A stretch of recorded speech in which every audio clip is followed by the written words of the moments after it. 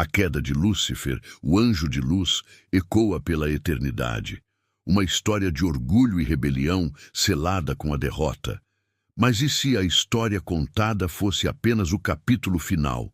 E se antes da queda houvesse uma ascensão tão audaciosa, tão terrível, que abalou os próprios alicerces da criação? Esta é a crônica proibida da Guerra dos Três Céus. A jornada de Lúcifer, céu após céu, em sua marcha implacável rumo ao trono do Altíssimo. Uma guerra onde o querubim ungido, o portador da luz, esteve a um sopro de reescrever o destino, e quase venceu. No alvorecer imemorial, Lúcifer, o filho da alva, refulgia em glória. Perfeito em seus caminhos, ungido como querubim protetor, sua beleza e sabedoria ofuscavam miríades. Contudo, no âmago de tanta luz, uma sombra sutil começou a se adensar. A autoadmiração, semente do orgulho, germinou em seu coração estelar. Por que servir? Ecoou o pensamento proibido. Quando se pode reinar? A decisão foi selada nas profundezas de seu ser. Não mais se curvar.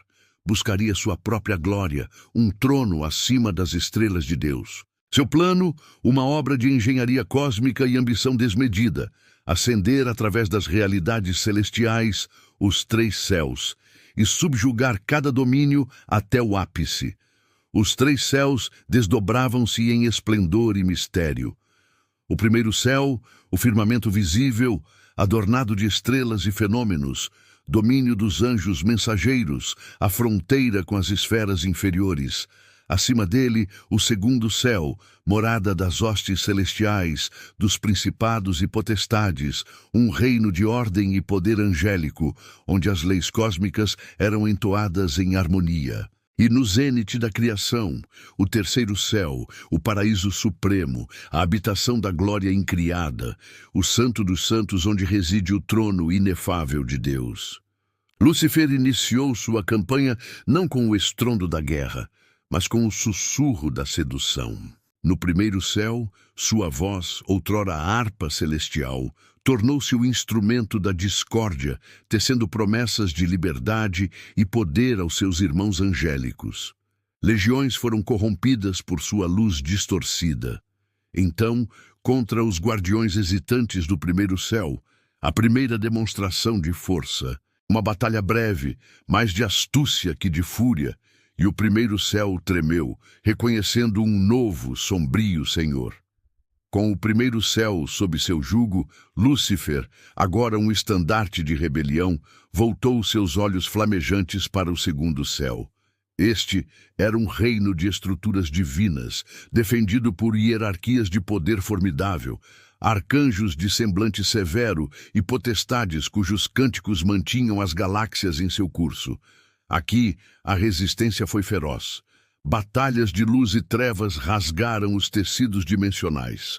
A estratégia de Lúcifer, refinada e implacável, desvendava as defesas angélicas. Seu poder, alimentado pela própria rebelião e pela essência dos domínios que subjugava, crescia exponencialmente. Ele não era apenas um conquistador. Era um buraco negro de ambição, devorando a luz para alimentar sua própria escuridão ascendente. Sua proposta de valor única ressoava entre as hostes descontentes: liberdade do dogma divino, autodeterminação, um novo amanhecer cósmico onde vós sereis deuses. E muitos ouviram. Um terço das estrelas do céu, como profetizado em sussurros antigos, foi varrido por sua cauda magnética. Anjos de alta patente, outrora faróis de lealdade, juraram fidelidade ao arcanjo rebelde, seus semblantes agora marcados por uma devoção febril e terrível. O segundo céu tornou-se um vasto campo de batalha. Coros celestiais foram silenciados, substituídos pelo clangor das espadas etéreas e pelos gritos de guerra de legiões em fratricídio. A tristeza e a consternação se espalharam entre os leais, mas a maré da rebelião parecia imparável.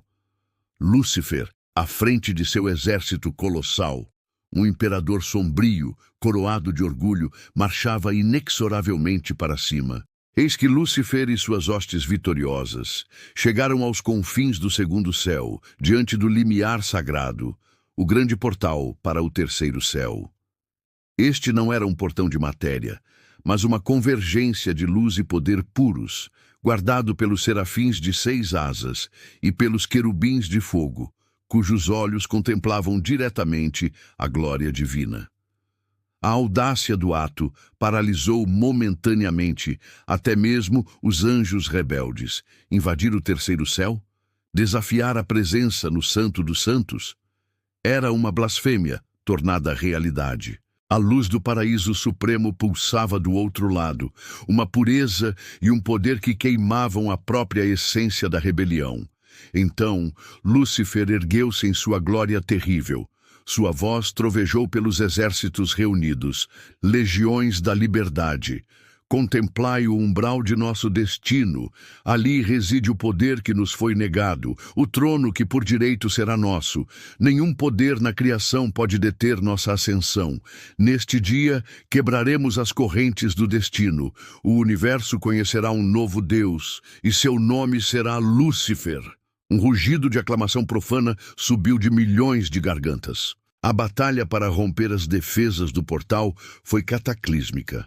Os serafins lutaram com a fúria do amor divino, os querubins com a sabedoria do fogo sagrado.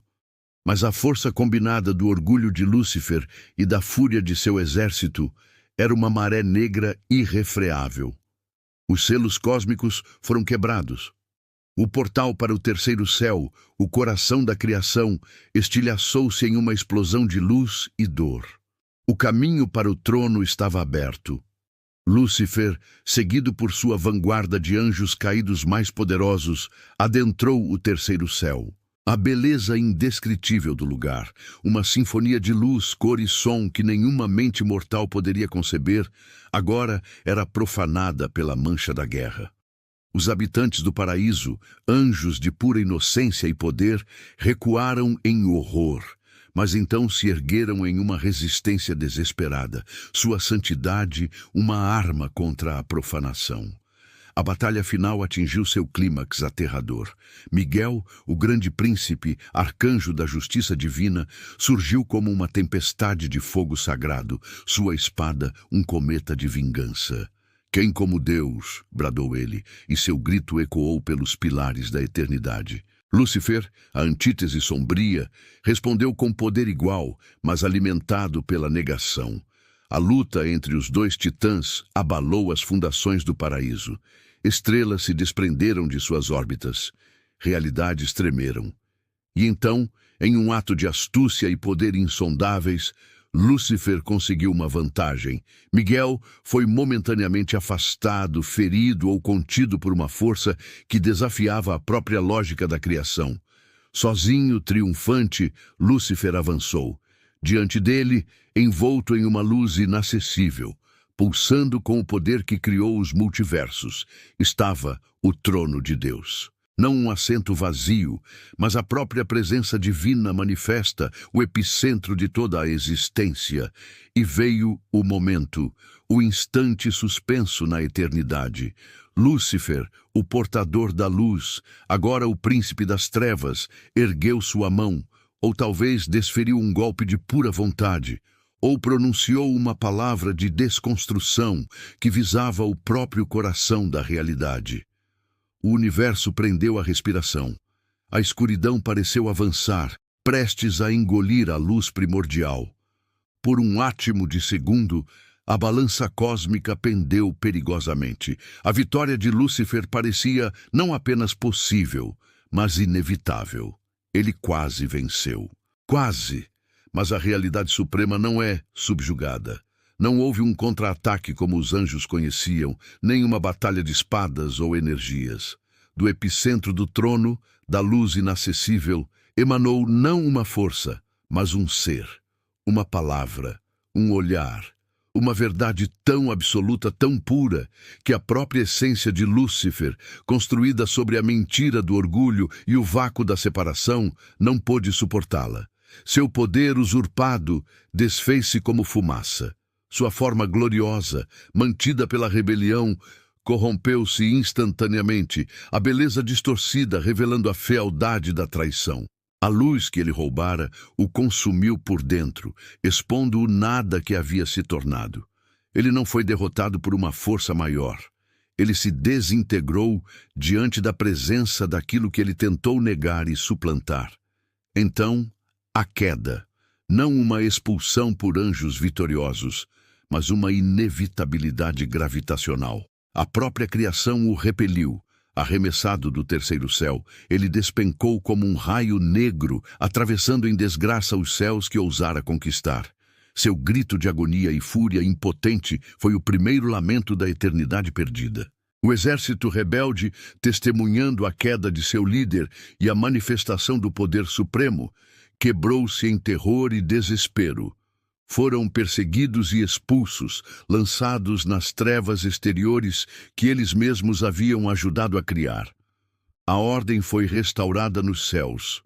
A luz voltou a brilhar no paraíso, mas uma cicatriz indelével marcou a memória da criação.